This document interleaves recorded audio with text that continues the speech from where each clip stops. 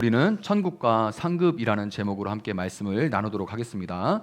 2주 전에 부자와 나사로라는 제목으로 제가 지옥에 대해서 또 그 지옥의 특성에 대해서 한번 설교한 적이 있습니다.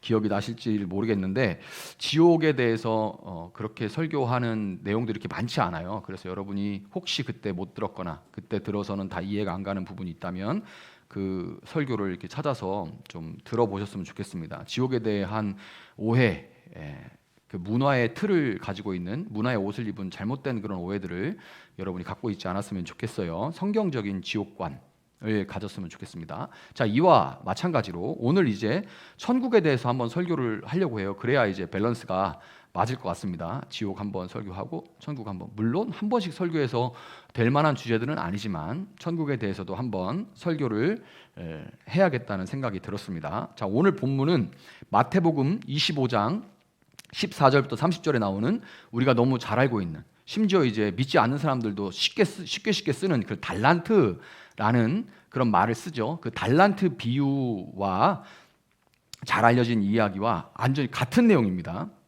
그런데 아주 유사한 내용인데 가만 보면 강조하고 있는 부분이 다르다는 것을 우리가 눈치를 챌 수가 있어요. 자, 그러면 같은 내용인데 강조하는 내용이 달라요. 아마 예수님이 같은 내용을 이곳에선 이렇게 설교하고 또 이곳에서는 강조하는 부분은 조금 다르게 하고 그 화폐를 좀 다르게 해서 이쪽에서 다른 곳 가서는 다르게 설교할 수도 있죠. 한 설교자도 이 청중에겐 이렇게 얘기하고 이 청중에겐 이렇게 좀 바꿔서 설교할 수도 있거든요.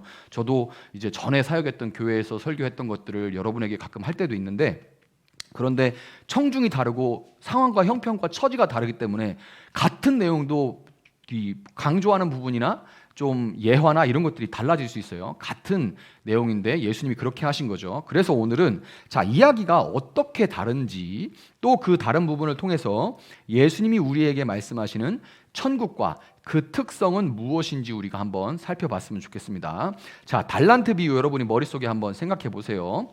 대략은 다 알고 계실 겁니다. 달란트 비유에서 주인이 다른 나라에 갈 때 자기 종들을 불러요. 자기 종들을 불러서 그 종들의 재능에 따라, 능력이라고 바꿔 말할 수도 있어요. 그 종들의 능력에 따라서 금을 각각 1달란트, 2달란트, 5달란트 이렇게 각각 맡깁니다. 5달란트와 2달란트 받은 종들은 주인이 돈을 맡겼을 때 그 돈을 맡긴 이유를 바로 캐치해서 그 돈을 가지고 바로 나가서 장사를 시작합니다. 바로 장사를 시작해.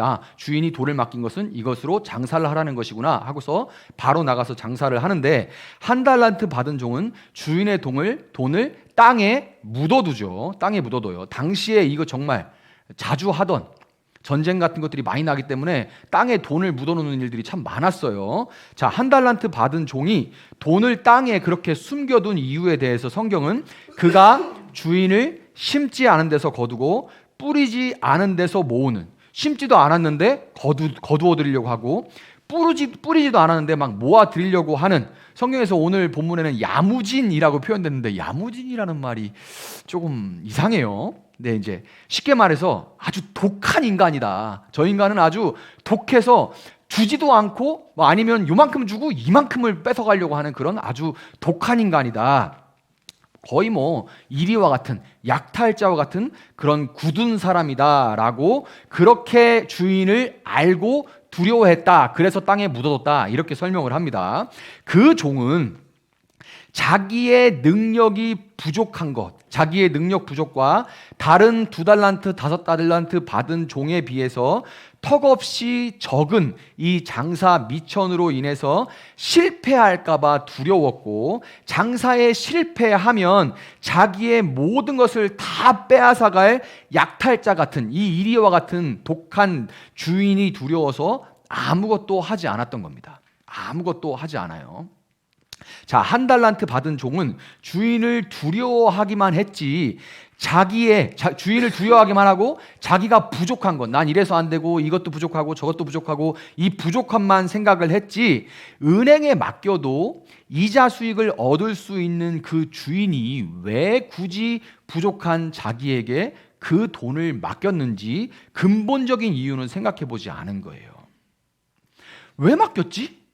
은행에 맡겨도 이자는 받을 수 있는데 왜 내가 부족한 거 아는데 나한테 맡겼지? 라는 그 근본적인 생각은 하지 않고 나는 뭐가 부족하고 괜히 했다가 이렇게 되는 거 아니야? 그러면서 괜히 요거 다 뺏겨가지고 혼나는 거 아니야? 뭐 이렇게 그것만 걱정했던 거예요. 자, 여러분, 우리는 각자에게 주어진 능력이 다 다릅니다. 가정 환경이 다르고, 그리고 건강도 다르고, 체력도 다 다르죠. IQ도 다르고, 감정의 그런 EQ라고 하는 것도 다 달라요. 그리고 재능도 분명히 다릅니다. 이거는 5달란트, 2달란트, 1달란트 받은 종들이 다 달란트가 다른 것처럼 다 다릅니다. 주님은 그것을 분명히 아시고 우리에게 각자 다른 사명을 맡기세요.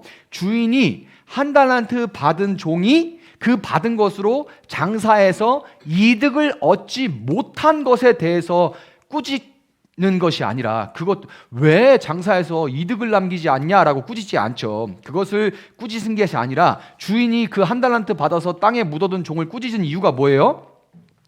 악하고 게으르다. 너는 악하고 게으르다 하고 화를 낸 것을 볼 때, 달란트 비유가, 예수님이 달란트 비유로 설교를 하실 때 강조한 것은 뭔가를 잘해서, 내가 가진 능력으로 뭔가를 잘해서 주님께 더 나은 결과를 내어드리는 것이 아니라, 그것을 바라시는 것이 아니라, 우리 각자가 가진 그런 재능과 IQ와 EQ 모든 다른 배경 안에서 사명이 다 다르다 할지라도 자기를 그럼에도 불구하고 믿고 맡겨주신 것 자체에 대해서 감사하고, 나를 통해서 이 땅에서 장사하시고자 하는 주님의 마음을, 그 마음을 알아서 얼마나 이득을 남기는지가 아니라 그 주님의 마음을 알아서 최선을 다해서 사명을 감당하는 충성스러운 삶의 태도를 강조하는 거예요. 너한테 맡기지 않아도 나는 내 스스로 하거나 아니면 은행에 맡겨도 이자는 충분히 받아. 너 없어도 돼. 그런데 내가 너를 믿고 너에게 이것을 맡기는 이유를 알아라. 그러니 내가 보고자 하는 것은 이득이 아니라 너의 충성스러운 태도야. 나를 믿고 충성하는 그 태도야 라고 말하는 것이 달란트 비유예요. 그런데 오늘 본문에서는 10명의 종들에게 공평하게 은화 한 문화씩이 주어집니다. 달란트는 금이에요. 그런데 여기서는 문화라는 도량형의 은화가 주어져요. 달란트 비유에서도 주인이 맡긴 금의 양은 다르지만 종들이 모두 받기는 받죠. 양은 다르지만 다 받기는 받아요. 마찬가지로 모든 종들이 공평하게 받은 한 문화씩 다 받잖아요. 한 문화씩 받은 이 문화는, 사명은 모든 사람이 예외 없이 주님으로부터 각자의 사명을 받는다는 걸 보여줍니다. 우리는 되게 큰 사역하면 저 사람은 정말 큰 달란트를 받았네, 부럽다, 나는 이거밖에 안 되니 나는 그냥 하면 뭐하냐, 이렇게 되는 게 많은데, 주님이 보시는 거는 모든 사람에게 사명은 다 똑같이 공평하게 주어졌다는 거예요. 그런데 달란트 비유는 아까 말씀드렸다시피 그 달란트를 주신 그 주님의 마음을 알아서 충성하는 삶의 태도, 사명에 충성했느냐 안 했느냐의 여부에 관심을 갖는 이 달란트 비유와는 다르게, 이 한 문화를 주신 한 문화 비유는 한 문화로 10문화를 남기면 10고울을 주고, 5문화를 남기면 5고울을 다스리는 권세를 받는 것에서 볼 수 있듯이 분명하게 결과에 대해서 보상을 강조하고 있어요. 어떤 결과를 냈느냐에 따라서 다른 보상을 얘기하고 있고 결국에 보상을 강조하고 있는 겁니다. 자, 오늘 본문에서 귀인이 왕위를 받아가지고 오려고 먼 나라로 갔다가 돌아온다는 것은 예수님이 승천하셨다가 하나님 보좌 우편으로 올라가셨다가 다시 이 땅으로 오시는 예수님의 재림, 다시 오심, 곧 예수님 다시 오실 때는 이 세계의 역사, 이 시간이 끝나고 종말이 오는 것을 의미하는 거죠. 종말의 때를 의미하는 거예요. 우리가 이 재림 전에 주님 앞에 먼저 가든지 개인적인 종말을 맞이하고 주님 앞에 가든지 아니면 우리가 이 땅 가운데 아직 숨을 쉬고 있을 때 예수님이 다시 오셔서 우리에게 예수님이 오시든 우리가 가든 예수님이 오시든 우리는 결국 예수님과 함께 천국에 거하게 될 것이기 때문에 이 문화 비유에서 말하는 보상이라는 것은 분명히 우리가 천국에서 받게 될 상, 이 상급에 대해서 말하는 거예요. 이 문화라는 것은 상급에 대해서 말하는 겁니다. 여러분, 천국에서 받게 될 상급으로 인한 소망이라는 것은 우리로 하여금 끝까지 충성스럽게 사명을 감당하고, 달란트 비유가 그 사명에 충성하느냐 안 하느냐만 본다면 문화 비유는 그렇게 사명에 충성하면 그 결과에 따라 다르게 보상하겠다라고 얘기를 하고 있죠. 그러니 우리로 하여금 충성스럽게 사명을 감당하게 하고요, 때로 지칠 때 다시 힘을 얻는 위로가 되기 때문에 우리는 이 상급이 과연 무엇인지, 또 어떻게 하면 우리가 더 큰 상급을 받을 수 있는지 분명하게 알 필요가 있습니다. 그렇다면 먼저 성경에서 고를 다스리는 권세라고 표현된 그 상급은 과연 무엇인지 살펴봅시다. 천국에서 받게 될 상급이, 여러분 이제 그동안 간증 같은 거 해가지고 들어보면 뭐 기도 가운데 환상으로 입신해가지고 그 영혼이 주님과 함께 가서 천국에 갔다 왔다, 뭐 지옥에 갔다 왔다, 이런 책도 많아요. 그런 한동안 굉장히 그런 책들이 유행을 했습니다.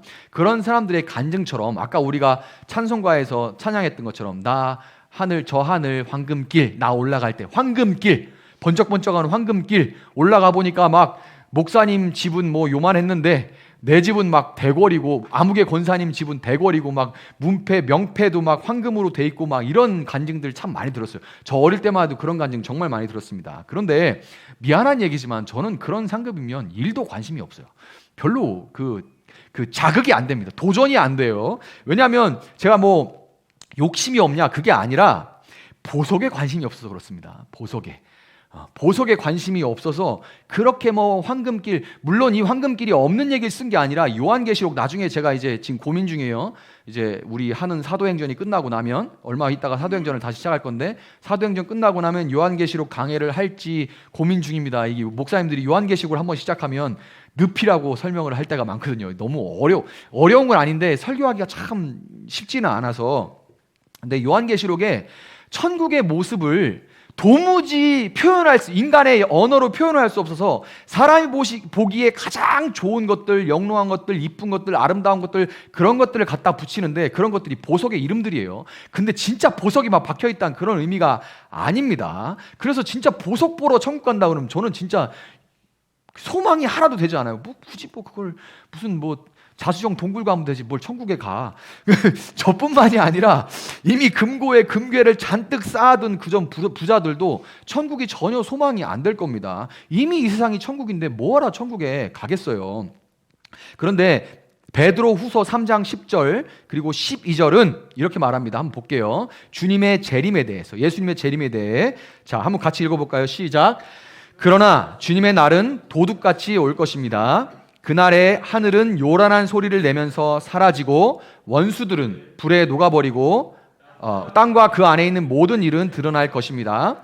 하나님의 날이 오기를 기다리고 그날을 앞당기도록 하여야 하지 않겠습니까? 그날에 하늘은 불타서 없어지고 원소들은 타서 녹아버릴 것입니다. 라고 이렇게 지금 말하고 있어요. 예수님이 다시 오실 때 그날에 모든 원소들이 다 녹아버릴 것이다, 이렇게 말해요. 이 말씀을, 이게 이제 세 번역이고 개역개정에는 다 불타 녹아 없어질 것이다, 이렇게 얘기를 해요. 그러니까 이게 진짜 이 말씀을 그대로 보면 주님이 다시 오시는 그날에 우리가 아는 이 세상은 다 불타 없어져 버릴 것이다.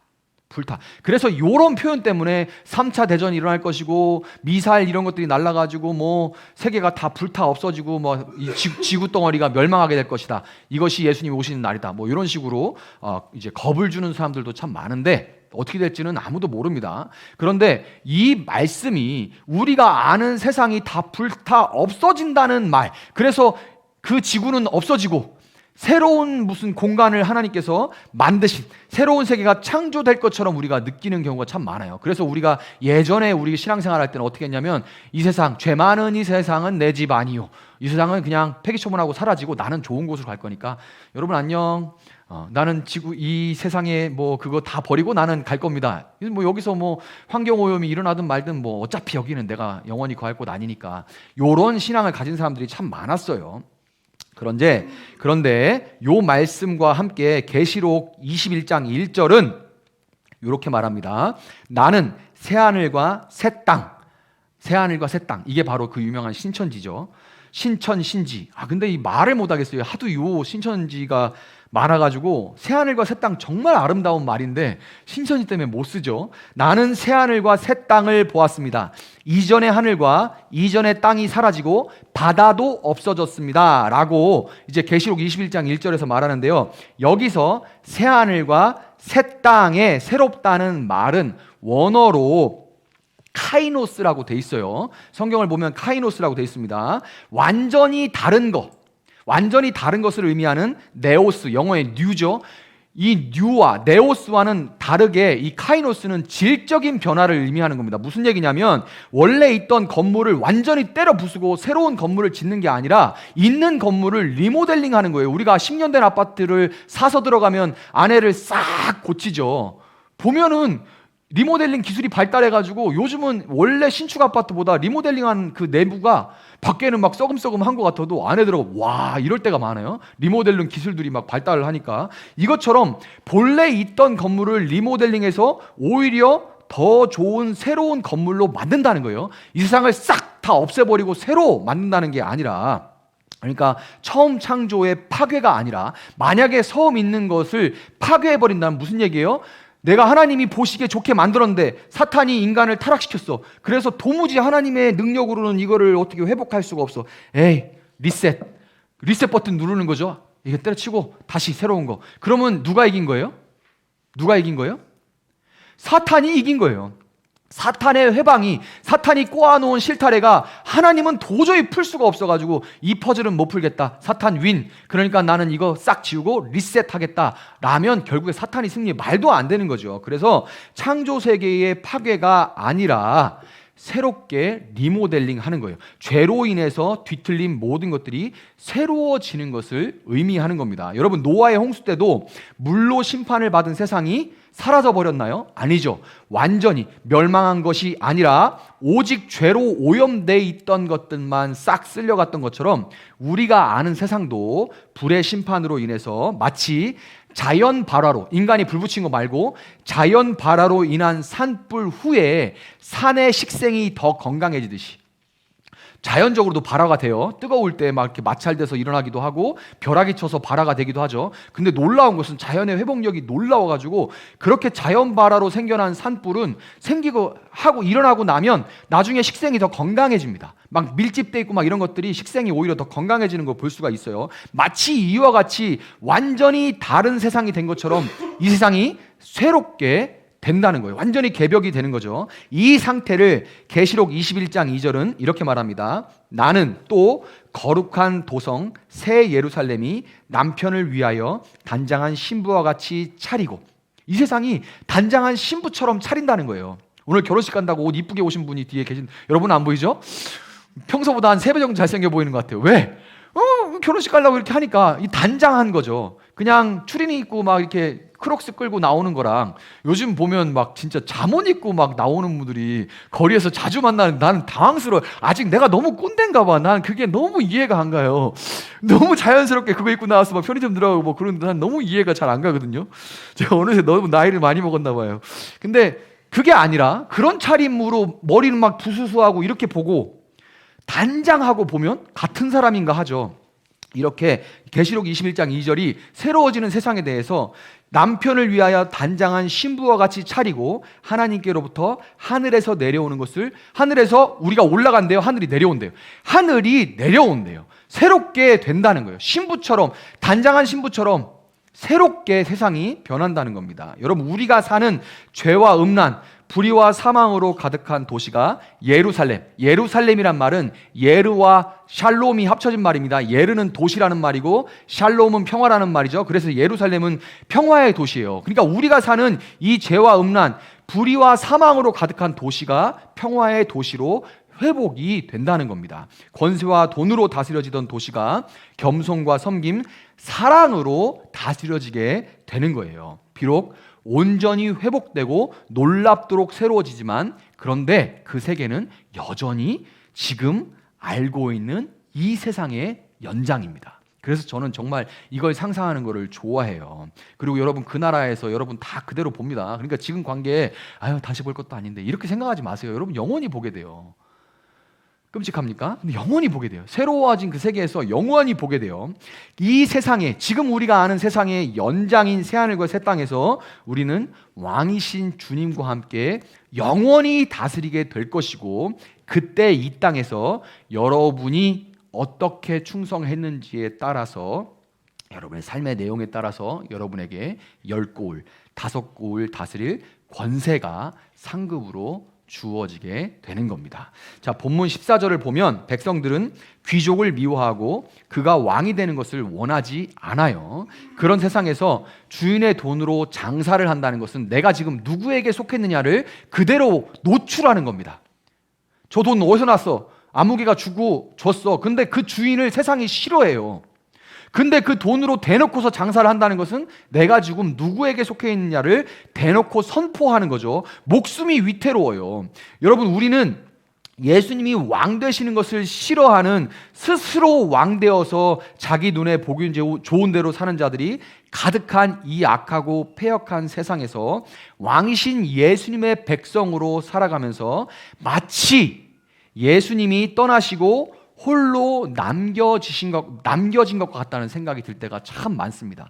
예수님은 우리에게 관심 없고 우리만 홀로 남았다. 나는 예수님께 속했고, 그런데 그리고 주인을 위해 사는데 주인은 정작 올 것 같지 않고 세상은 다 주인을 미워해서 주인이 없으니까 나를 미워하고 회방하는 것 같은데 주인은 나를 신경 쓰지 않고 내버려 둔 것 같아 하는 그런 생각이 참 많이 들어요.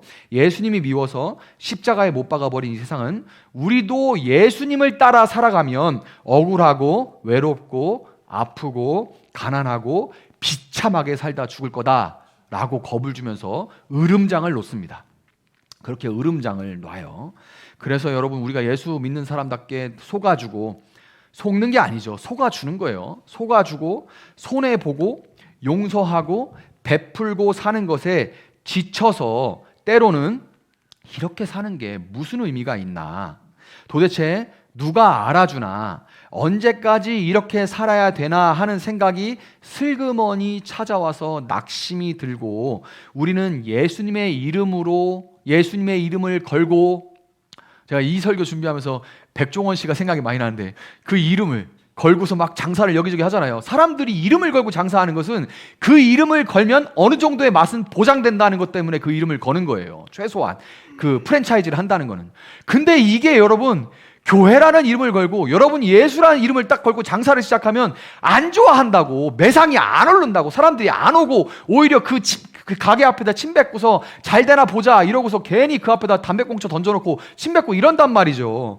그래서 맨날 그 담배꽁초 쓸다가 감사한 마음으로 쓰어야지 이러다가 어느 때는 이런 생각이 드는 거예요. 현타가 오는 거예요. 나 지금 뭐 하는 거지? 이 간판만 떼면 나도 번듯하게 살 수 있을 것 같은데, 이런 생각이 드는 거예요. 그래서 장사의 사명을 접을 때도 있는 거예요. 그러나 여러분, 귀족이 종들에게 내가 돌아올 때까지 장사하라 명했고 10무나 5무나 남긴 종들은 그가 반드시 왕위를 받아가지고 올 것을 믿고 충성했던 것처럼, 이게 진짜 중요해요. 그분은 반드시 왕위를 가지고 돌아올 거다, 이걸 믿느냐 안 믿느냐의 문제인 거죠. 이와 같이 여러분도 왕 중의 왕이신 예수님께서 반드시 다시 돌아오시고 그날에 그를 대적한 이 세상을 심판하시고 여러분을 열방 중에 높이시며 상 주실 것을 믿고 적대적인 세상 속에서 예수님의 뜻에 끝까지 순종하며 충성할 수 있기를 예수님의 이름으로 축복합니다.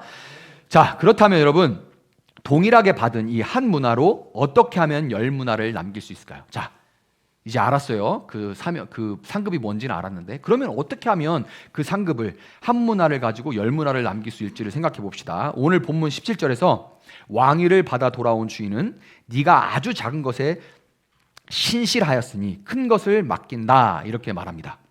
아까 말씀드렸던 계시록 21장 2절에서 나와 있던 이 새 예루살렘이라는 표현에서 볼 수 있듯이 성경은 에덴 동산에서 시작해서 예루살렘 평화의 도시, 동산에서 시작해서 도시로 끝나요. 동산에서 시작해서 도시로 끝납니다.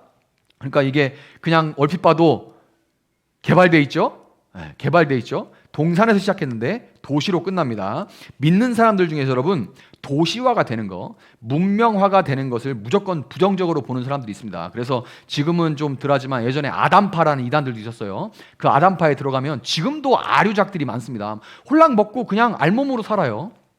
아담파.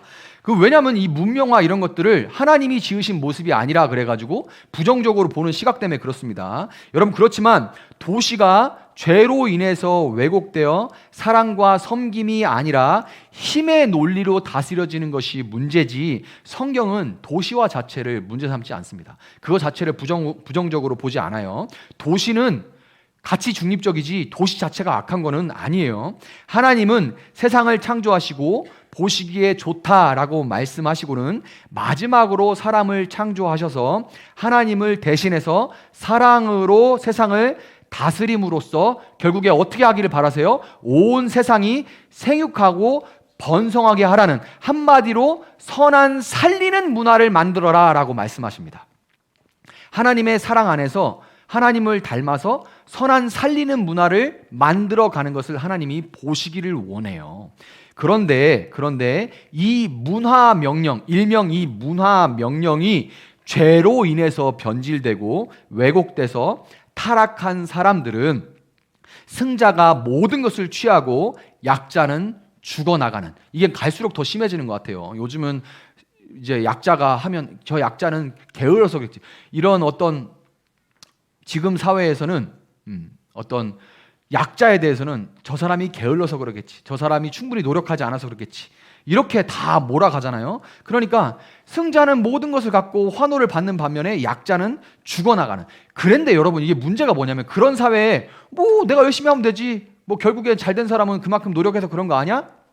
기울어도 운동장 이런 거 생각하지 않고요. 그런데 어쨌든 그건 맞습니다. 열심히 했으니까 받았겠죠. 그런데 이런 사회를 계속 내버려두면 뭐가 문제냐면, 결국에는 승자도 죽게 됩니다. 가진 자는 없는 자가 있어야 가진 자도 사는 건데, 가진 자가 그냥 없으니까 너희는 그냥 뭐 우리는 더 가져야 돼, 이렇게 되면요 결국엔 가진 자도 죽어요. 약한 자들이 받쳐줘야 사회가 유지될 거 아닙니까? 그런데 승자도 죽게 되는, 결국에 어떻게 되는 거예요? 결국에는 악한 죽이는 문화입니다. 결국에 서로 죽고 죽이는 문화가 만들어지는 거예요. 그러니까 생명이 풍성하게 살리는 문화를 만들라 하셨는데, 인간의 탐욕은 결국에 악한 죽이는 문화를 만들어내고 있는 거죠. 요한복음 3장 16절은 하나님이 교회를이 아니라 하나님이 세상을 이처럼 사랑하사 외아들을 주셨다라고 말합니다. 그리고 그 외아들은 이 땅에 오셔서 하나님이 사랑하시는 세상을 구원하시기 위해 이 세상에 교회를 남겨주셨습니다. 세상을 구원하기 위해 교회를 남겨주신 거예요. 예수님의 몸된 교회로 부름받은 우리는 그렇기 때문에 하나님이 보시기에 좋게 창조하신 세상을 회복시킬 사명, 즉 모두에게 우리는 한 문화를 받은 거예요. 이것이 바로 세상을 선한 문화로 살릴, 회복시킬 사명, 그것이 우리에게 모두에게 주어진 한 문화를 받은 겁니다. 그리고 우리는 이 문화로, 한 문화로 장사를 시작해야 되는 거예요. 성경이 굳이 이 사명을 장사라고 얘기하고 있죠. 장사, 사고 파는 장사라고 표현한 것은 장사하는 사람들이 전략적으로 이익을 추구하듯이 교회의 모든 일은 우선적으로 사람의 생명을 구원하는 것. 교회의 모든 일은 결국에는 사람의 생명을 구원하는 것, 그 생명을 사는 것에 맞춰져 있어야 된다는 것을 보여주는 겁니다. 그래서 장사라고 표현하는 거예요. 장사하는 사람이 뭐 되는 대로 하지 뭐 이렇게 얘기하지 않잖아요. 장사는 전략이 필요하죠. 그래서 이 영혼을, 사람의 생명을 사는 것에 맞춰져 있어야 되는 걸 보여주기 위해서 장사라는 단어를 쓴 겁니다. 우리는 먼저 세상 사람들에게 하나님의 사랑을 전하고 교회로 데려와서 생명의 말씀을 듣게 해야 되는 거예요. 그렇기 때문에. 그렇지만 장사는 사는 것에서 끝나는 게 아니라 사고 나면 그때 시작이죠, 비로소. 왜냐하면 싸게 사와서 비싸게 팔아야 되는 거잖아요. 그렇죠? 그게 장사잖아요. 비싸게 사와서 싸게 팔면 뭐라고 해야지 이거를 말도 안 되는 일인 거죠. 싸게 사와서 비싸게 팔아야 되는 거죠. 하나님의 사랑을 모르는 자에게는 결코 하나님이 지으신 세상을 그 지으신 뜻대로 회복하려는 열망이 생겨날 자체가 없기 때문에, 열망이 생겨날 수가 없기 때문에 먼저 우리는 그들을 사야 되지만 우리는 거기서 그치는 것이 아니라 하나님의 사랑을 알게 된 자들을 다시 세상 속으로 보내고 팔아야 되는 거예요. 사와서 그거를 더 고부가 가치 상품으로 만들어가지고 팔아야 되는, 세상 속으로 보내야 되는 거예요. 예수님이 피로 값주고 사신 여러분, 우리 주님이 교회인 여러분을 어디로 또 누구에게 파시는지 보내시는지 여러분 깊이 기도하면서 생각해 보시기를 바랍니다. 예수님이 피로 여러분을 값주고 사셨어요. 그 다음에 여러분을 회복하셔서 여러분을 세상으로 보내시는데 여러분을 누구에게 어디로 보내시는지 여러분 기도하며 깊이 생각해 보시길 바랍니다. 그것이 바로 여러분이 받은 각자의 한 문화예요. 그리고 여러분에게 맡겨주신 그 작은 것들을 주님의 뜻대로 회복하기 위해 기도하시고 행동하시기를 바랍니다. 여러분이 자기도 모르게 즐기고 있는 여러분의 몸과 인격을 오염시키는 드라마나 영화 속의 음란함과 폭력과 동성애 같은 악한 죽음의 문화와 여러분의 가정과 사업장에 숨어있는 비난과 무관심과 뒷담화와 공로주의와 각종 중독과 같은 악한 죽음의 문화를 여러분이 이제 보고 발견해서 하나님의 진리의 말씀을 따라서 생명의 문화로 회복시켜 나가는, 그것은 정답이 없습니다. 여러분의 자리에서 여러분이 해나가는 거예요. 목사님 어떻게 해야 돼요가 아닙니다. 말씀을 보고 기도하면서 여러분에게 보여주신 것을 여러분이 어떻게 하면 여기서 생명이 나고 관계가 회복되고 풍성하게 될 수 있을까, 이 관계가 풍성할 수 있을까를 여러분이 고민하고, 그것이 바로 여러분을 보내신 그 한 문화예요. 그 생명을 회복하시는 일에 더디더라도 진실로 여러분 신실할 수 있기를 바랍니다. 여러분에게 맡겨진 작은 일에 충성할 때 주님께서 직장과 사업장 또 주변 사람들을 통해 여러분의 사역의 지경을 조금씩 충성할 때, 신실할 때 조금씩 넓혀 주시는 것을 여러분 발견하게 될 거예요. 또 여러분들에게 맡겨주신 그 작은 일에 충성할 때 여러분이 그 충성의 과정 가운데서 알고 배우게 되고 익히게 되는 그 사랑으로 다스리는 방법, 우리가 다스릴 때 제일 쉬운 방법은 폭력적으로 힘으로 찍어 누르는 겁니다. 그게 제일 빨라요. 말하고 뭐 토의하고 뭐 이래 가려면 진짜 시간 오래 걸리고 짜증납니다. 그런데 안 하면 본때를 보여주마, 이게 제일 쉬운 방법이에요. 근데 그건 하나님의 방법이 아니죠. 그래서 사랑으로 다스리는 방법을 그 가운데 우리가 배워가게 되는 거죠. 그 방법들은 여러분이 새하늘과 새 땅에서 예수님과 함께 다스리는 것에 도움이 되는 예비 훈련이 될 겁니다. 제가 오늘 이 설교가 끝나면 오후에 제가 여러분 단톡방에다가 이 설교의 부가적인 내용 하나, 필요한 내용을 하나 넣을 거예요. 보내드릴게요. 좀 내용이 좀 있어서 그걸 제가 덜어냈는데 같이 보면 좋습니다. 거기에 포인트가 되는 말씀이 이겁니다. 모기에게 천국이 인간에게 천국도 아니다. 모기의 천국은 뭐예요? 피 겁나 많은 곳. 그죠? 그게 인간에게 천국인가요? 여러분 이 세상에서 섬기는 걸 할 줄 모르고 이 사랑으로 다스리는 법을 훈련받지 못한 사람들은 천국이 아닙니다. 무슨 얘기인지 아시겠어요? 불편해. 불편해. 여기 천국이 아니야. 불편해. 이렇게 되는 거예요. 그래서 여러분 이 세상에서 하나님께서 여러분을 훈련하도록, 한 문화를 맡기고 훈련하도록 하시는 거예요. 이것이 그리고 여러분 바로 동일하게 받은 한 문화로 열 문화를 남기는 방법이라는 것을 꼭 기억하시기를 바랍니다. 말씀을 정리하도록 하겠습니다. 자, 여러분 언제부턴가 제가 느헤미야 13장 14절 한번 같이 볼게요. 자, 마지막에 힘을 내서 한번 같이 읽어봅시다. 시작. 하나님, 내가 한 일을 기억하여 주십시오. 하나님의 성전을 보살핀 일과 예배를 드릴 수 있도록 정성껏 한 이 일을 잊지 마십시오. 아멘. 이게 느헤미야가 한 말이에요.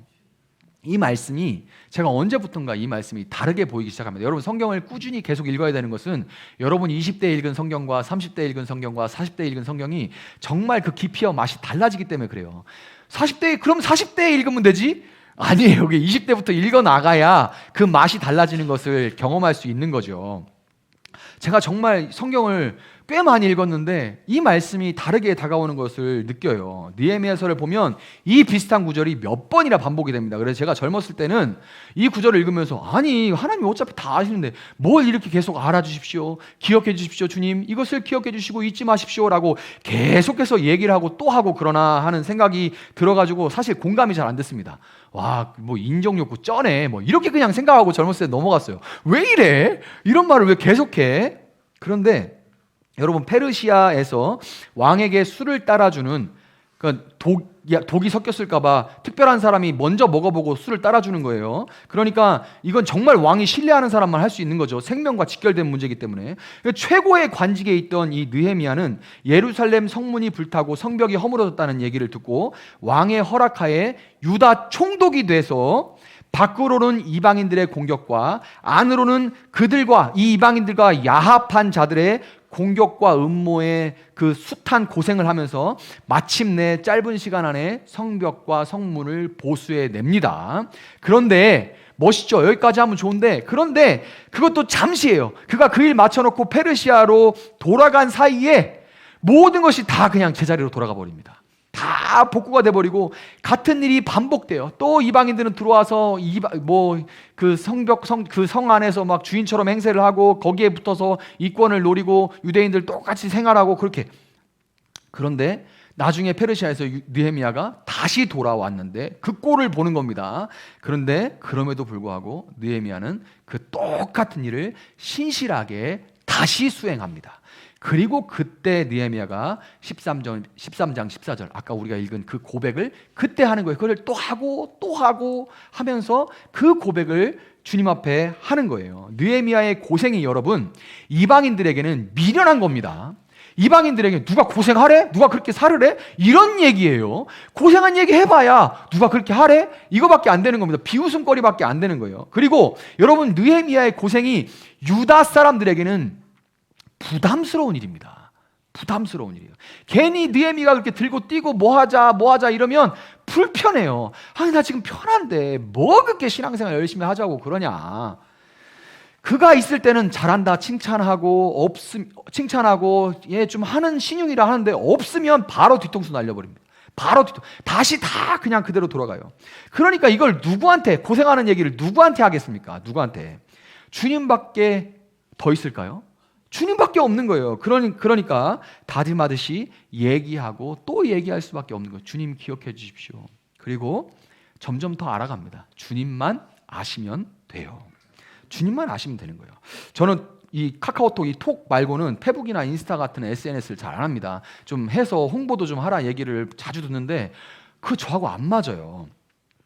제가 다른 사람도 올리는 거는 좋아요는 내 그 글에 동의 안 해도 좋아요는 눌러줍니다. 아우, 이거 올리느라고 얼마나 고생했겠냐 그러면서 좋아요는 아주 가끔은 제가 찾아가서 다시 좋아요를 해지할 때 있어요. 읽고 막 넘어가서 좋아요를 눌러주는데 가만 있어봐, 이 내용은 좀 너무 심한데? 그러고서 제가 해지할 때도 있어요. 나중에 누가 좋아요 보고 오해를 할 수도 있겠다 이러면서 해지를 할 때도 있는데 그냥 좋아요는 다 눌러주는데 제가 글은 거의 쓰지 않습니다.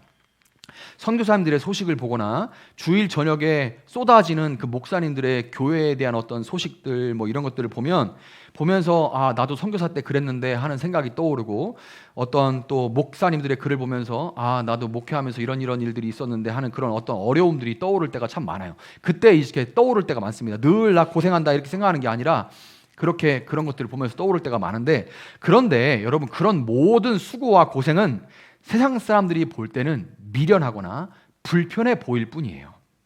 그리고 저는 잘한다고 고생한다고 사랑해요 목사님 하고 선교사님 사랑해요 하는 얘기들을 그 사람들을 그 입으로 얼마나 모진 말들을 쏟아내고 어떻게 차갑게 돌아서는지를, 어떻게 떠나갈지를 정말 뼈저리게 경험을 했습니다. 그러고 나니까 사람의 인정은 정말 의미가 없다는 것을 뼈저리게 배웠어요. 사람의 인정은 아무 의미가 없다는 거. 그럼 어떻게 해요? 그럼 어떻게 합니까?